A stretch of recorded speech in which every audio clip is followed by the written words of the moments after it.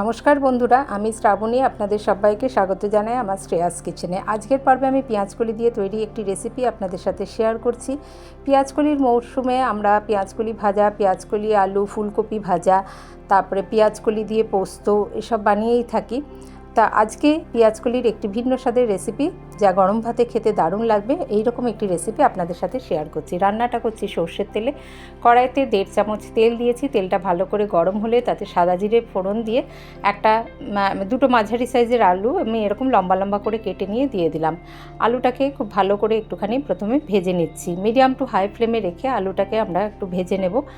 দেখুন, আলুটাকে একটু প্রথমে ভেজে নিয়ে তারপরে দিয়ে দিচ্ছি এখানে আন্দাজ মতো নুনটা আমি এখানে একবারে ব্যবহার করে নিচ্ছি। দিয়ে দেব হলুদ গুঁড়ো দিয়ে দিচ্ছি 1/2 চামচ মতো।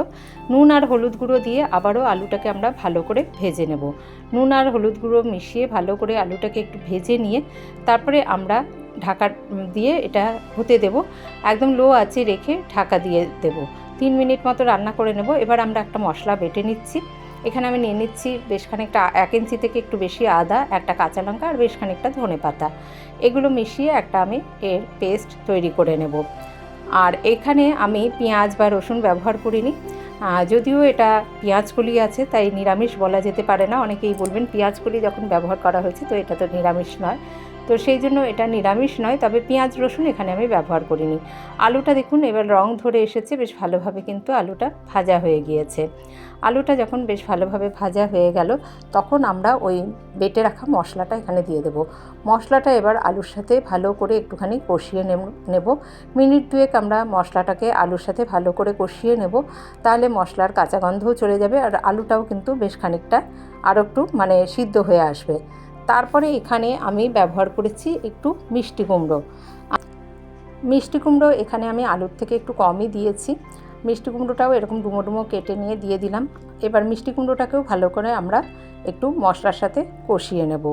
ভালো করে আলুটাকে প্রথমে দিয়েছি এই জন্য যে আলুটা মিষ্টি কুমড়োর থেকে একটু বেশি সময় নেবে সিদ্ধ হতে, তাই আলুটাকে আগে দিয়েছি। এবার মিষ্টি কুমড়োটা মিশিয়ে দিয়ে আবারও লো আছে 3 মিনিট মতো রান্না করে নেব।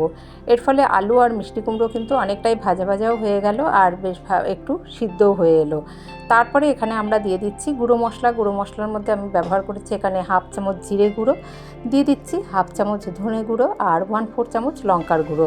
আমি যেহেতু একটু কাঁচা লঙ্কা বাটা ব্যবহার করেছি তার জন্য লঙ্কার গুঁড়ো 1/4 চামচ দিলাম। ঝালটা আপনারা আপনাদের পছন্দ মতো দেবেন।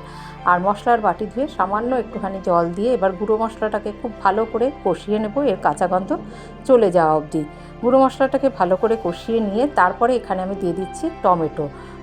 এখানে মাঝারি সাইজের একটা টমেটো আমি এরকমভাবে লম্বা লম্বা করে কেটে নিয়েই দিয়েছি। আর দিয়ে দিচ্ছি বেশ খানিকটা পেঁয়াজকলি। আলু আর কুমড়োটা সিদ্ধ হয়েই যাবে। আর টমেটোটাকে এখানে আমি এইভাবে ব্যবহার করেছি, তাহলে টমেটোটা সিদ্ধ হবে কিন্তু বেশ গোটা গোটা থাকবে, দেখতে ভালো লাগে। সেই জন্য টমেটোটা আমি এই পর্যায়ে ব্যবহার করেছি। আর টমেটো বাটা আর ব্যবহার করিনি, টমেটোটা এইভাবেই দিয়ে দিয়েছি। এবার পেঁয়াজকলিটাকেও দিয়ে আমি ভালো করে একটুখানি মশলার সাথে এইভাবে নাড়াচাড়া করে নেব, বেশ ভালোভাবে কষিয়ে নেব। তারপরে আমরা আস্তে আস্তে এটাকে ঢাকা দিয়ে একটু রান্না করে নেব।